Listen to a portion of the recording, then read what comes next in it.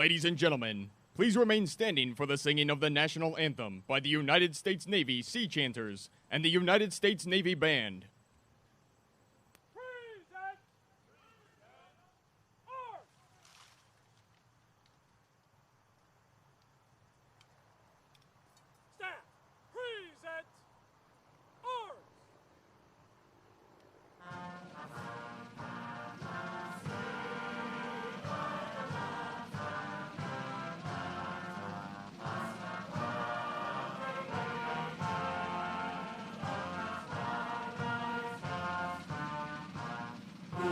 Stripes and bright stars through the perilous fight, o'er the ramparts we watched, was so gallantly streaming, and the rockets' red glare, the bombs bursting in air, gave proof through the night that our flag was still there.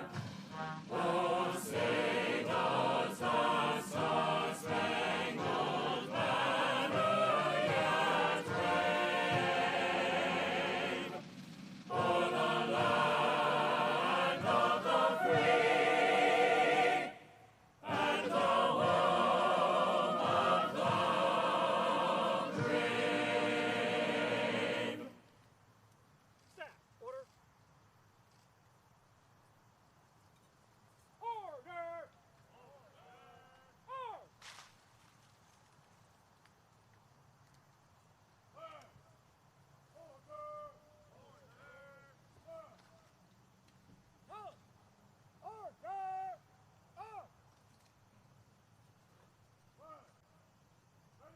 Ready, cut.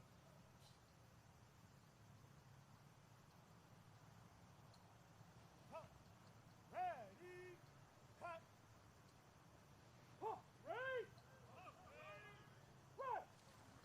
Halt. Stand at ease. Stand. Ready, rest. Good morning. It's a great day for a prayer. It's a great day for our nation. And we thank the Lord for the opportunity to be here in this great weather in Washington, D.C. So let's pray with me today. Lord, we come to you in this moment, and we seek your blessings upon this ceremony, Defense Secretary Esper, and the United States of America. Thank you for your presence with us today. And thank you for your presence with those of our forces and their families wherever they are around the world. Lord, just in your spirit, let them know that we're praying for them today and lift them up. Give them encouragement, bring them home safely. Lord, as lovers of peace, we come to this place today where we need to pray when times require peacekeepers and peacemakers. Therefore, grant President Trump, Vice President Pence, Defense Secretary Esper, and the Joint Chiefs of Staff your divine wisdom, your divine strength, and your divine knowledge that leads to increased power and brings increased peace. As these leaders work together with our allies, bless their efforts to support national interest and the good of mankind. As Defense Secretary Esper officially enters this new role, may he and Lee serve with honor and integrity and a newfound love and admiration for one another. Now, King Eternal, as you continue to bless the United States of America and the Department of Defense, we continue to trust in you, in your power, for your glory, now and forever. Amen. Ladies and gentlemen, please be seated.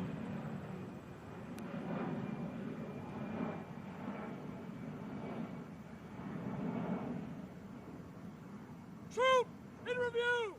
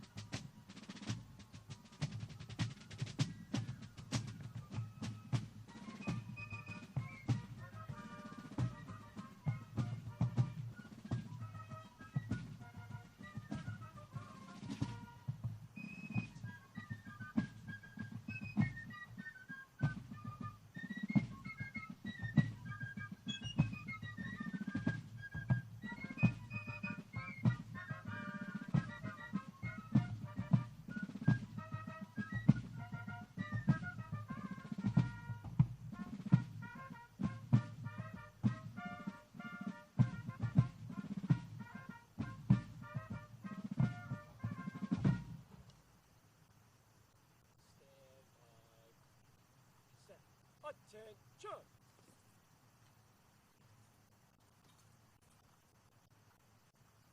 Honor guard! Halt! Attention! Halt! Right shoulder on!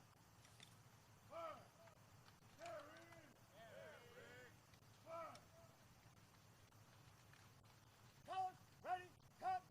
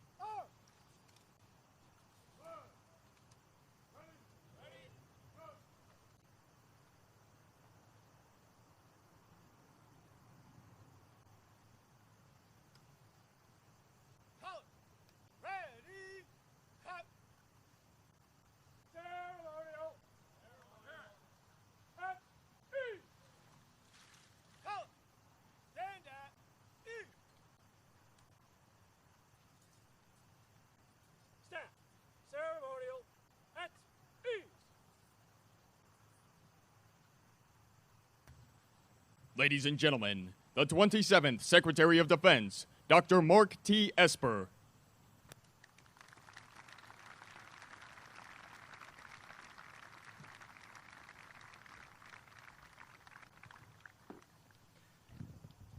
Well, good morning, everyone.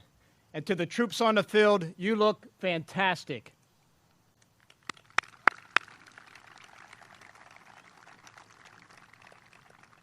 President Trump, Vice President Pence, members of Congress, and distinguished guests, thank you for joining us here today. On behalf of the Department of Defense, welcome to the Pentagon. This historic building is not only the headquarters of our armed forces, it is a prominent symbol of America's military power and of our willingness to defend our people and our interests around the world. To generations of Americans, this place, this building, embodies our national security. However, a building is nothing without the people within it and the spirit and dedication they bring to it each and every day. As such, I want to thank the great patriots, military and civilian alike, who come to work here and focus on one thing: supporting the more than 2 million soldiers, sailors, airmen, and Marines who sacrifice and serve in defense of our great nation. They all represent America's best, and I am proud to serve with them and alongside them.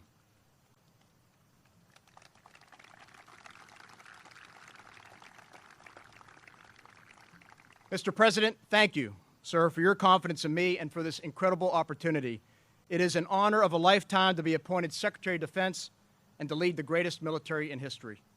And I am especially humbled that you would be here today to celebrate this occasion. I also want to thank you, Mr. President, for your unwavering commitment to our armed forces and to a strong national defense. Our military has made tremendous gains in recent years thanks to your leadership. And today, we are ready to face any challenge, anytime, anywhere, as we continue to stand guard around the world. Finally, I would like to thank the Armed Services Committee for its swift action on my nomination and for the strong bipartisan support that I received from the entire United States Senate. The global security environment has clearly become more complex. The free and open order that has preserved the peace and sustained our prosperity for decades is under duress. Great power competition has reemerged as China and Russia seek to displace the United States and shift the balance of power in their favor. Iran continues to sow discord and threaten its neighbors throughout the Middle East. And terrorist organizations like ISIS look for new safe havens to plot against the West. As the Department of Defense takes on these challenges, we will continue to strengthen our military and deter conflict in order to preserve the peace and advance America's interests. We will do this first by building a more lethal force, one that is increasing its readiness and modernizing for the future. Thanks to the President's leadership and the support of Congress, the last two budgets have allowed us to make significant investments towards these ends, and the next couple promise to do the same as well. In addition, the Department is on the verge of a significant change in how we organize, train, and equip our space forces. Mr. President, I know this is an important priority for you, and my Pentagon team is fully engaged with the Armed Services Committees and bipartisan congressional leadership to create, for the first time in 70 years, a new branch of the Armed Forces, the United States Space Force. Thank you. Second, we will strengthen our alliances and attract new partners.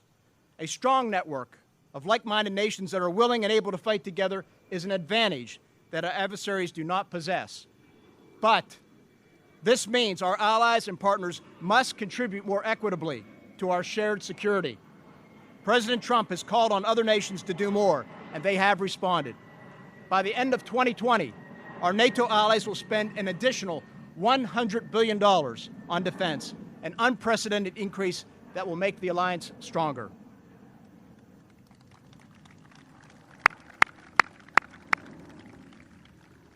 Third, we will reform the department to make the best use of every single dollar Congress gives us. Our country has many competing demands, and it is incumbent upon us to look for ways, no matter how small, to free up time, money, and manpower to invest back into our top priorities. We must always keep faith with the American people and be good stewards of their hard-earned tax dollars. Lastly, as a personal priority of mine, we will place a particular focus on the well-being of our families. Our military spouses and civilians and children make tremendous sacrifices for this country, and in return, I am committed to ensuring they are properly cared for. I want to thank Mrs. Trump and Mrs. Pence for the personal attention they have devoted to our military families and for their efforts to improve the quality of life for our spouses and children throughout the armed forces. Thank you.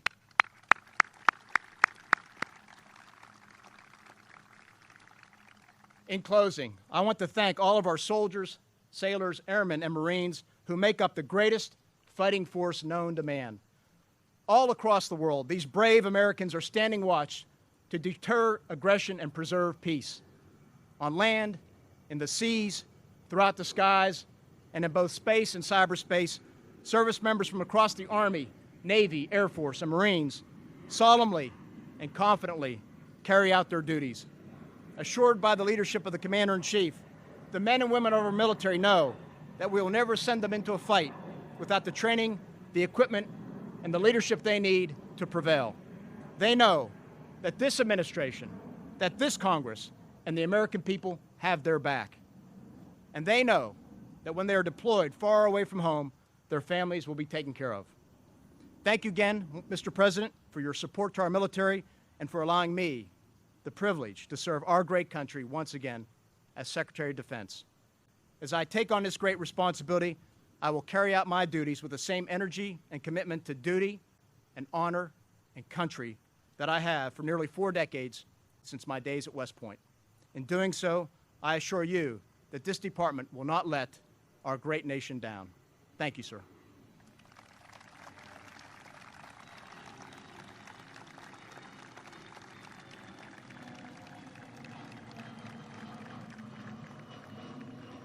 Ladies and gentlemen, it is my great privilege at this time to now welcome the Vice President of the United States, Mike Pence.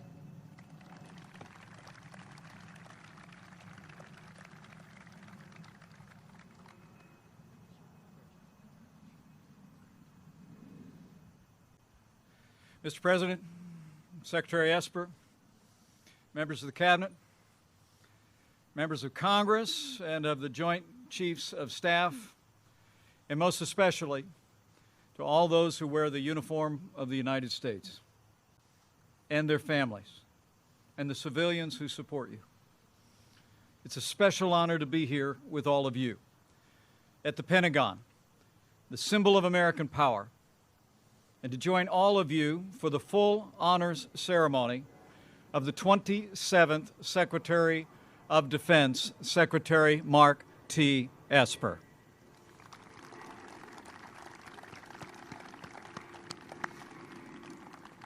As the men and women who serve here at the Pentagon know well, since day one of this administration, President Trump has taken decisive action to make the strongest military in the history of the world stronger still.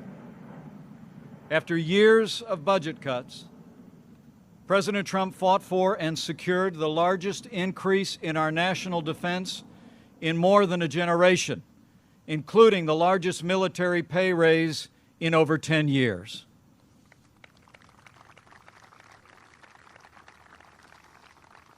At the President's direction, we produced a national security strategy that puts America first, pursued the modernization of our nuclear arsenal. As the Secretary just said, our NATO allies are contributing more to our common defense than ever before, and with the strong support of leaders in Congress, we're well on our way to establishing that 6th branch of our armed forces, the United States Space Force. And today, Congress will vote on a budget deal, thanks to the President's leadership, that preserves the historic investments we've made in our national defense. It provides for our veterans and also ends the defense sequester once and for all.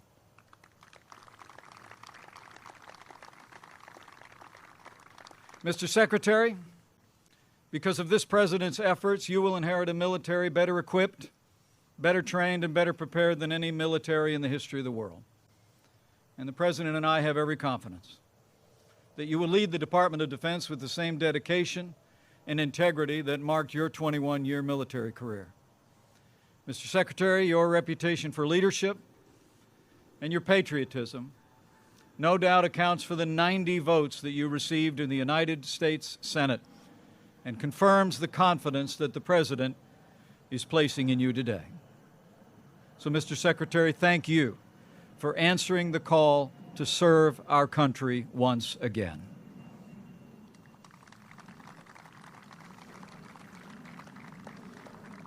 President Donald Trump has no higher priority than the safety and security of the American people. And today, by providing renewed leadership to the Department of Defense, our Commander-in-Chief is taking one more critical step to provide for the common defense of the American people and our way of life. So now it is my high honor and distinct privilege to introduce your Commander-in-Chief and the 45th President of the United States of America, President Donald Trump.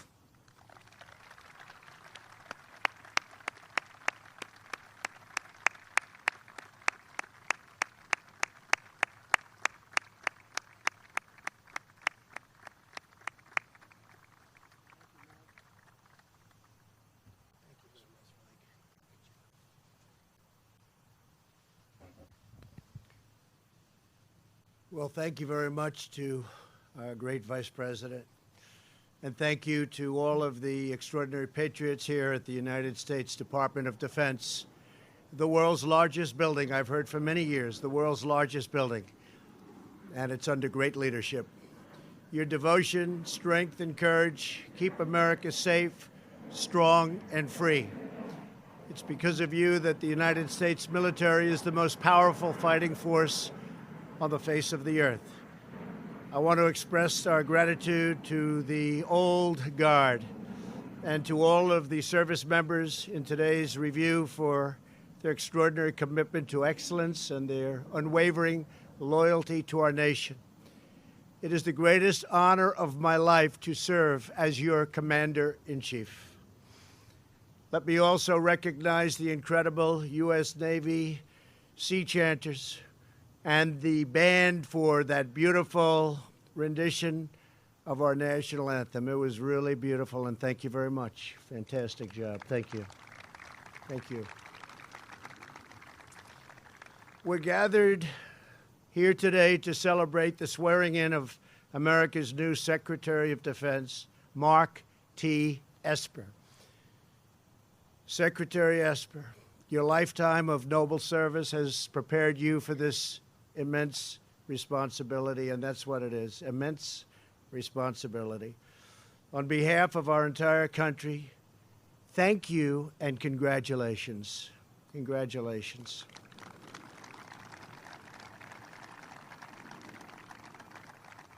I have no doubt, I know you well, that you will thrive in the performance of your duties and make all Americans, everybody in this great country, all Americans, very, very proud. They're right now very proud, but they're going to be even more so as time goes by. People love our country more than ever, and our country is respected again. Remember that. I'm delighted that many members of your family could be here for this special occasion, including your wonderful wife, Leah, your mother, Polly, and your children, Luke and Catherine. Thank you. Thank you very much. Congratulations to a great family. Thank you very much. Great family. Also joining us are Acting Secretary Kevin McAleenan, Acting Administrator Chris Pilkerton, Director Dan Coates, Representatives Kay Granger, John Rice Carter, and many members of the Diplomatic Corps. With us as well are many distinguished military leaders, Vice Chairman of the Joint Chiefs of Staff, General Paul Selva. Where's Paul? Paul. Acting Secretary of the Army, Ryan McCarthy. Ryan? Hi, Ryan. Stand up, Ryan. Doing a great job. You're filling big shoes, Ryan. Acting Secretary of the Air Force, Matthew Donovan. Thank you very much. Thank you, Secretary. Acting Secretary of the Navy, Thomas Maudley. Thank you, Thomas. Great. Army Chief of Staff, General Mark Milley. Mark, thank you, Mark. Congratulations to Mark. Coast Guard Commandant, Admiral Carl Schultz. Thank you, Admiral. Marine Corps Commandant, General David Berger. General, thank you very much. Air Force Chief of Staff, General David Goldfein. General, thank you very much. And Chief of Naval Operations, Admiral John Richardson. Thank you all. Thank you, Admiral. Over many decades in times of war and peace, Mark Esper has answered the call of duty. He's never failed. He hails from Uniontown, Pennsylvania, the hometown of his personal hero, the legendary former Secretary of Defense, and a great one, George Marshall. Mark attended the United States Military Academy at West Point, graduated in 1986, receiving a commission in the infantry. Soon he earned his tab, Ranger tab, and fought with the famed 101st Airborne Division in the Gulf War. He was awarded the Bronze Star and the Combat Infantryman Badge for his service. A brave guy. They all told me he was a brave guy. I knew that anyway. In total, Mark served in our nation's military for 21 years. He completed his final active duty assignment right here at the Pentagon on the Army staff, and then returned 6 years later as the Deputy Assistant Secretary of Defense for negotiations policy. Over his career, Mark has advanced our national security in a variety of other government and private sector roles.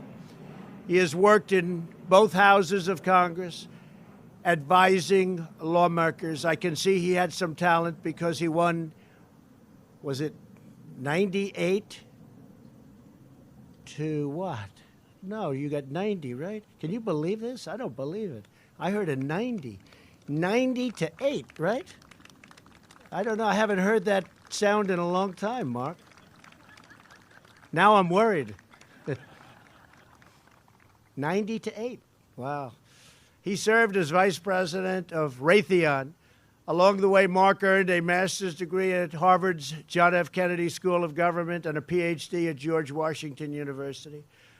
In 2017, Mark was sworn in as Secretary of the United States Army, a position in which he earned universal admiration and respect, tremendous respect. At the Department of Defense, Secretary Esper will work with more than 2 million service members and hundreds of thousands of civilian employees, all dedicated to one critical mission, the defense of the nation and of this great nation's people.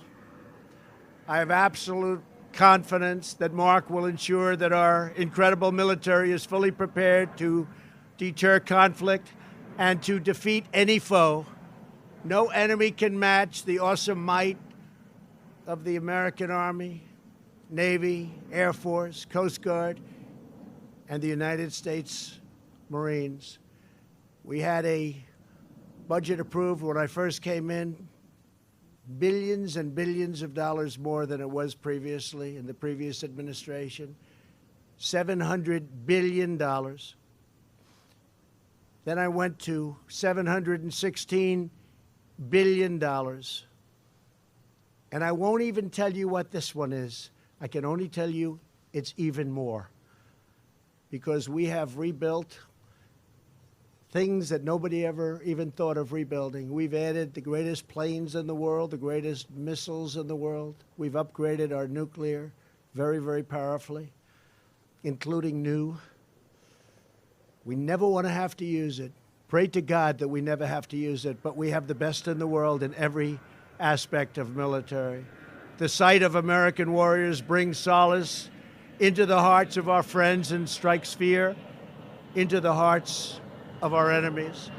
Our military today is more powerful by far than ever before. And 3 years ago, we could not have said that, could we, Mark? We're giving our warfighters the tools they need to fight and win with overwhelming force. After years and years of budget cuts and all of the things that they've been doing to set us back with our military, we have more than made up for all of it. We're building new tanks and ships and submarines and planes and missile systems to ensure that our warriors operate with unrivaled capability in conflict. Any battlefield will be a battlefield on which we win. We have given our service members their largest pay raise in nearly a decade. And under this administration, we have faced the challenge of our time with clear eyes, fresh thinking, and bold determination. Our first priority is always the safety and sovereignty of our nation and our citizens.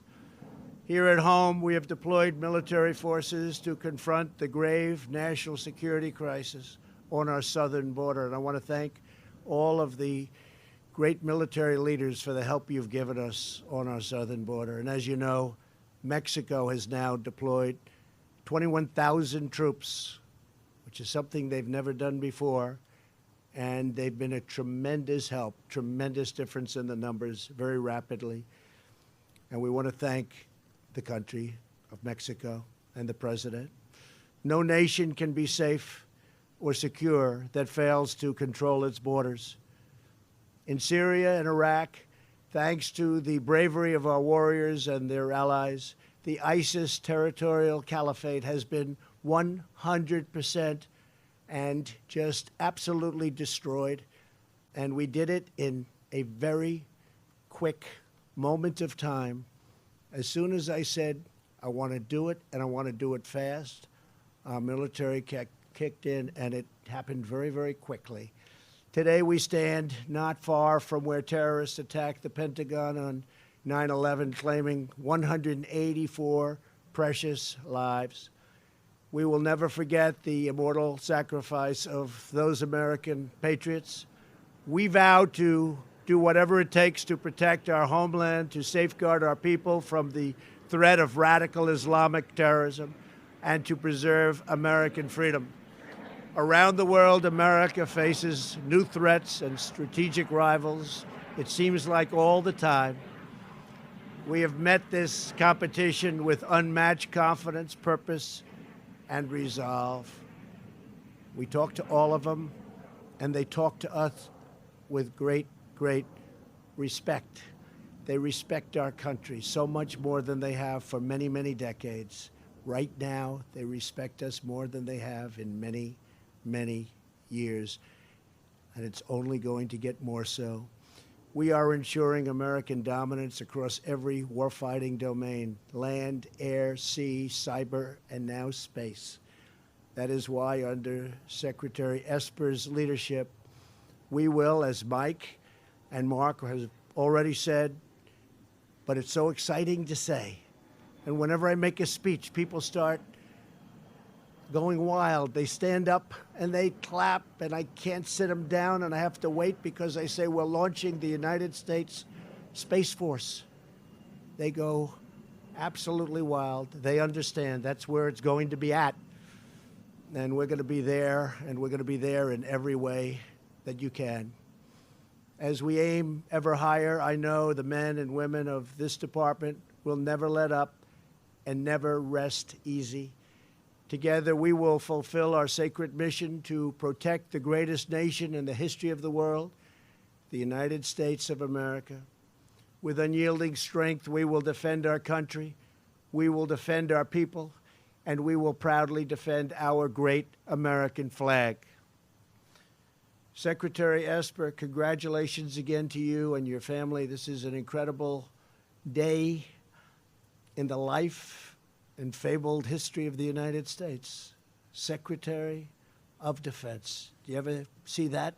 Looking into, did you ever see that one as I watch all of these great men and women? You're going to do a great job, I have no doubt. Absolutely no doubt.